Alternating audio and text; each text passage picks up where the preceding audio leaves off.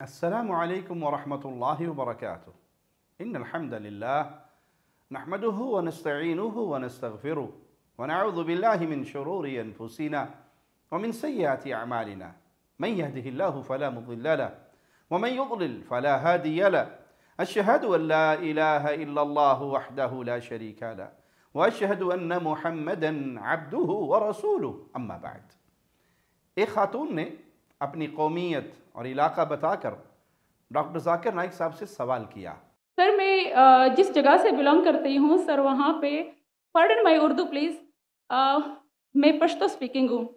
سر تو میں جہاں سے بلانگ کرتی ہوں وہاں پہ سر کمپلیٹ اسلامک ریلیجیس سوسائٹی ہے. وہاں خواتین گھر سے باہر بلا ضرورت نہیں جاتی. سر وہاں پہ عورتیں جو ہیں وہ گھروں میں رہتی ہیں اینڈ مرد کوئی نماز نہیں قضا کرتے. اور ہر شب جمعہ کو جو تبلیغی جماعت کے یا جتنے بھی دعویٰ ہوتے ہیں دعوت اللہ کے راستے میں نکلے ہوئے لوگوں کا بیان ہوتا ہے ہر شب جمعہ کو. تو سر وہاں پہ جاتے ہیں. ریسنٹلی ایک بہت بڑا تبلیغ اجتماع بھی ہو گیا سر وہاں پہ. اور ہمارے علاقے میں تمام لوگ بہت ریلیجیس اور یعنی ان کا سوشل کنڈکٹ جو ہے وہ بھی ریلیجیس بیس پہ ہے. بٹ سر میرا کویسچن یہاں پہ یہ ہے کہ آپ کے وسڈم کے مد نظر یعنی اکارڈنگ ٹو یور وسڈم کیا ریزن ہو سکتی ہے کہ سر وہاں پہ drug addiction, adultery, paedophiles and different جیسے سود اور اس طرح کے برائیاں جڑ پا چکی ہیں. اینڈ سر وہاں پہ جو اچھا سر ایک مجھے آپ کے بیان کے بیچ میں ایک سوال میرے مائنڈ میں آیا وہ بھی ساتھ ہی پوچھ لیتی ہوں. ایک سوال پوچھیے بہن جی. Okay sir. اور شارٹ سر تو آپ ریزن کیا بتا سکتے ہیں کہ وہاں پہ سوسائٹی کیوں کولیپس ہو رہی ہے اینڈ ہمارے علماء ان کو کال آؤٹ کیوں نہیں کرتے اسپیسیفکلی پیڈوفائلز کو؟ اس سوال پر ڈاکٹر صاحب کہتے ہیں آپ نے جو سوال کیا میرے حساب سے کانٹرڈکشن ہے. آپ نے کہا میرا معاشرہ بہت اسلامک ہے اور میرے معاشرے میں پیڈوفائل ہے. دونوں میں ٹکرار ہے. کوئی بھی اسلامک ماحول میں پیڈوفائل ہو ہی نہیں سکتا. ادھر آپ کا پہلا پارٹ غلط ہے یا دوسرا پارٹ یہ ممکن ہی نہیں ہے. بہت اسلامک اور چوری کر رہا ہے ممکن ہی نہیں ہے. آپ کو ماننا پڑے گا آپ کے سوال میں خطا ہے پہلے بار یا دوسرے بار. ہاں کہ نہیں؟ سمپل. میرا معاشرہ بہت اسلامک ہے پیڈوفائل ہے. پیڈوفائل مطلب بچوں کے ساتھ زنا کرنا ہو ہی نہیں سکتا ہے. کون سے اسلامی کتاب میں لکھا ہوا ہے؟ قرآن مجید میں لکھا ہے. کون سا چیپٹر ہے؟ کون سا ویسے کا پیڈوفائل کرنا چاہیے؟ کون سے حدیث میں لکھا ہے؟ آپ کا یہ کہنا یا پہلے بار غلط ہے دوسرے بار دونوں بار تو صحیح. اسی لیے آپ کے سوال میں تکرار ہے. آپ کو یہ کہنا چاہیے کہ میرے معاشرہ سمجھتا ہے بہت اسلامک ہے تو مانوں گا. کوئی بھی مسلمان یہ بات برداشت نہیں کر سکتا کہ کسی معاشرے کو اسلامی معاشرہ قرار دے کر پھر اس کی طرف اتنی بری اور گندی بات منسوب کی جائے. اس لیے اس کو سمجھاتے ہوئے ڈاکٹر صاحب نے کہا کہ آپ کے سوال میں غلطی ہے اور آپ کی بات میں تضاد ہے. یا تو معاشرے کو اسلامی نہ کہیں یا اس معاشرے کی طرف یہ بات منسوب نہ کریں.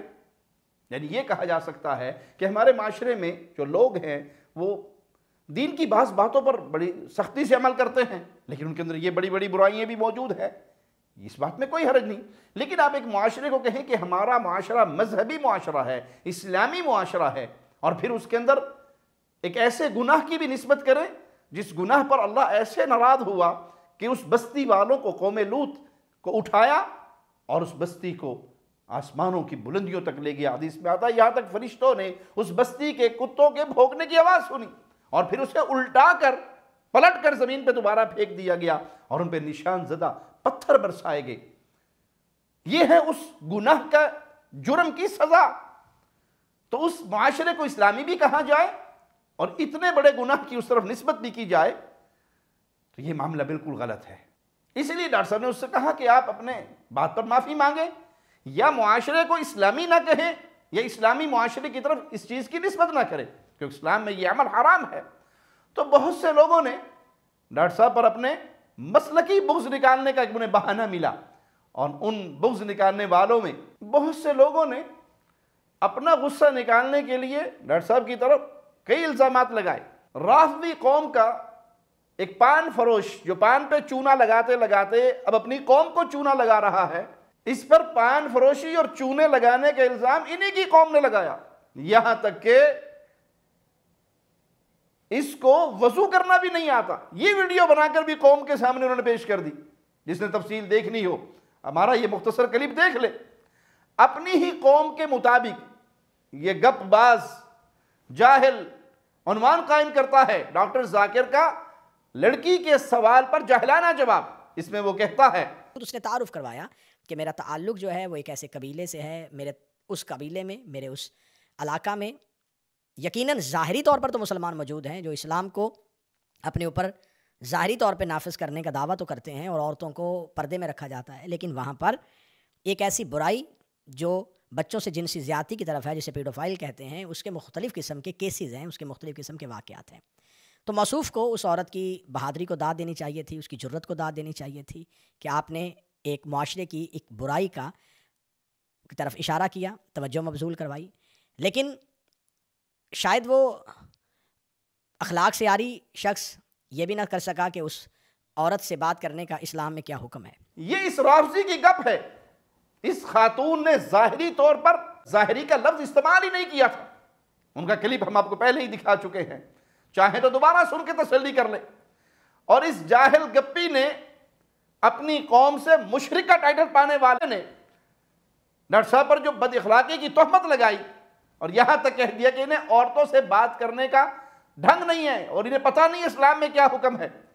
حالانکہ ڈاکٹر ذاکر نے اس عورت کو بار بار بہن جی کہہ کر مخاطب کیا اور بظاہر اس سے کوئی بد اخلاقی بھی نہیں کی، لیکن یہ روافض اور ان کے چیلے جن کے پیٹ میں مروڑ کسی اور بات کا ہے اور نکالنے کا کوئی موقع ملے تو اس کو ضائع نہیں جانے دیتے۔